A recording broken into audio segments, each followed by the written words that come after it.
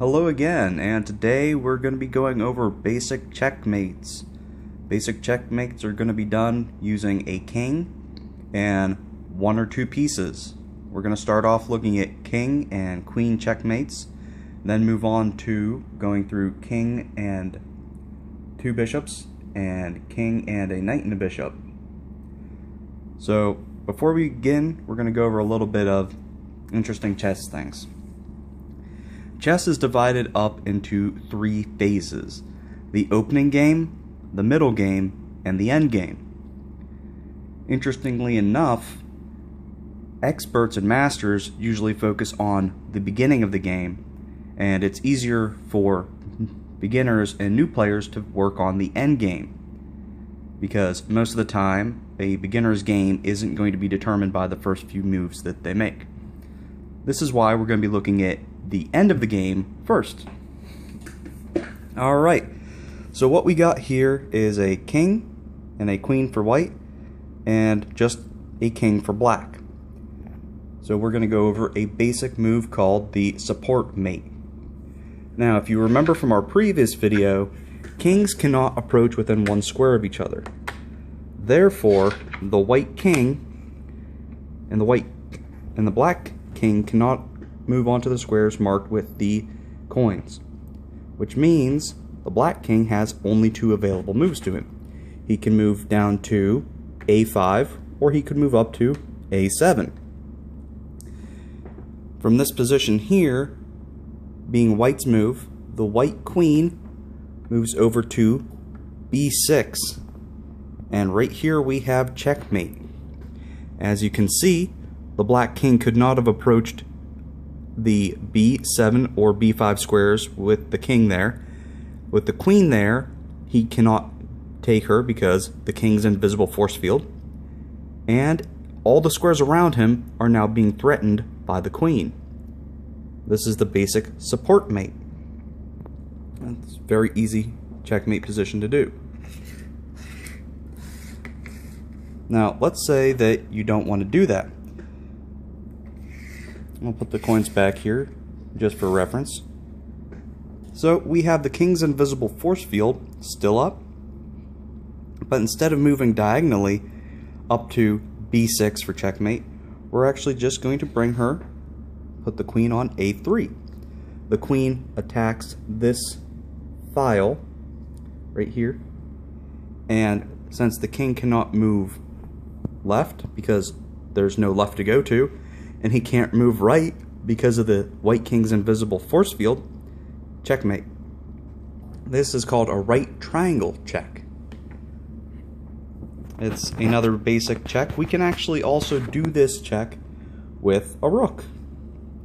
Since a queen is basically a combination of a rook and a bishop, any check that a queen can do, a rook can generally do as well, with a few minor little differences here or there, depending upon whether or not we're using a diagonal for the actual checkmate. So here's a right triangle checkmate with a king and a rook. Alright, let's bring the queen back out. The next one we're going to be going into is called a corner mate. So what you're going to want to do is, by using your queen and your king, you're going to push the enemy king into a corner, hence corner mate. Once the enemy king is in a corner, we've got the invisible force field of the king, which means the opponent king, the black king, he's limited to where he can actually move. And what we're going to do, very simply, queen goes there, and checkmate. Very simple. Very similar to the right triangle checkmate. All we do is we use our king to bully the other king, push him around, make him move where we want him to move, and then cut off his escape routes using our queen, or we could also use a rook in this case. Very simple. Those are the easiest checkmates to do. Now we're going to move into another checkmate. This one's called the corner or the outer row checkmate. This is a very similar idea. We'll use a different corner for this one now. We'll put the black king down here on h2. We'll put our white king over here on f1. Let's put up his invisible force field.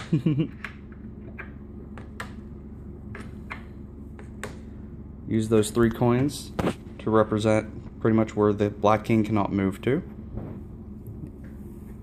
Alright.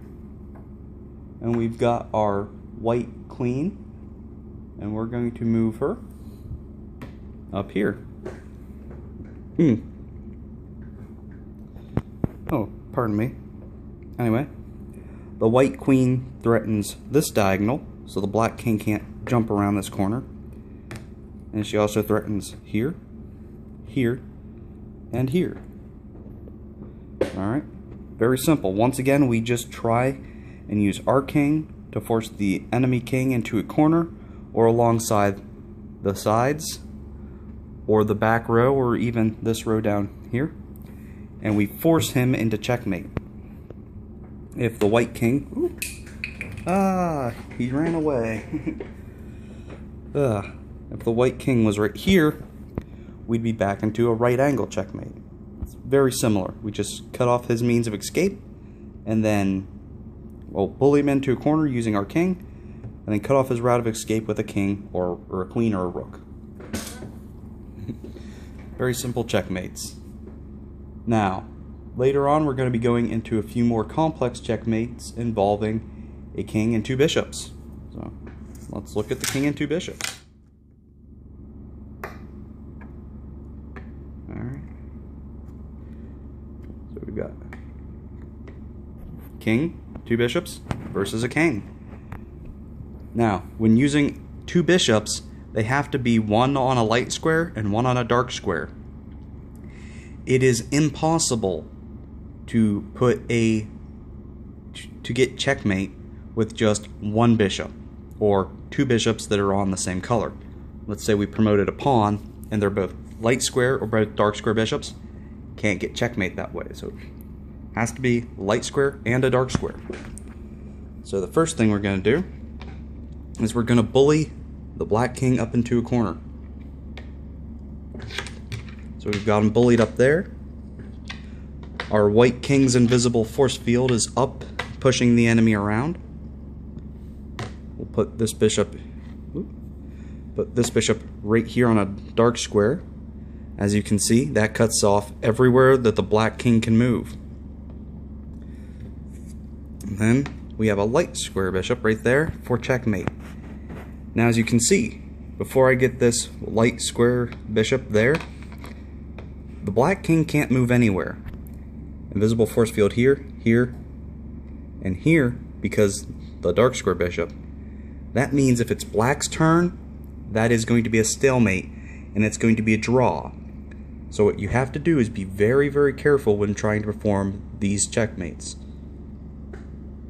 Now, let's say that previously the black king was there.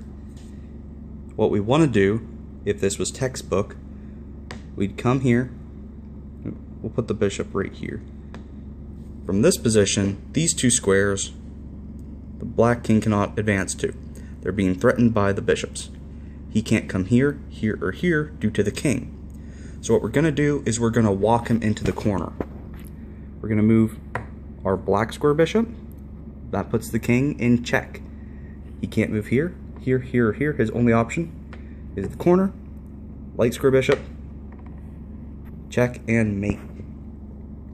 Now, if anywhere previously we wouldn't have gone very specifically and thought out our moves, we could have accidentally had stalemate, in which case it would have been a draw, and even though white has more pieces and could win, black ends up getting a draw. So you gotta be very, very careful when doing this, Christopher. Alright, let's look into a different bishop and 2 bishops and king. So once again, we're going to try and force the enemy king up into the corner. So we've got our king, There's only one way that he can escape, out these squares here. So in this one, what we're going to do is we're going to have our light square bishop, or our dark square bishop here, and instead of putting our light square bishop down here, we can have him right here. Because he's protected by the king, he can't attack. But once again, if this was black's move, he can't move whatsoever. He can't move down to a7. He can't move anywhere. That would be stalemate.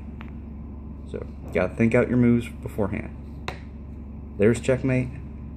There's checkmate. When you're trying to force them in to a corner, try to walk them around like we had shown earlier.